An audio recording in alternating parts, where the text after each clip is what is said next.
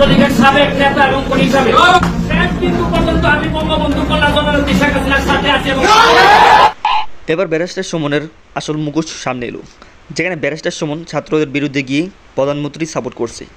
সে শেষ পর্যন্ত বলছে, আমি জননেত্রী শেখ হাসিনার পাশেই থাকবো। প্রিয় দর্শক, বর্তমানে চলছে অনেক বড় একটি আন্দোলন, ছাত্র আন্দোলন, যেটা কিনা বাংলাদেশের মানুষের মুক্তির জন্য, স্বাধীনতার জন্য চলছে।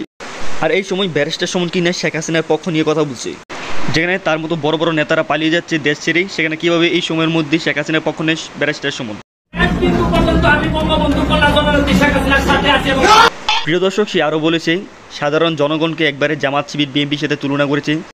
ব্যারিস্টার সুমন বলেছে, এদের সাথে যারা জামাত বিএনপি ছাত্র শিবির যারা আছে তাদেরকে প্রতিহত করার জন্য বাংলাদেশ ছাত্রলীগ একটা বড় ভূমিকা রাখবে।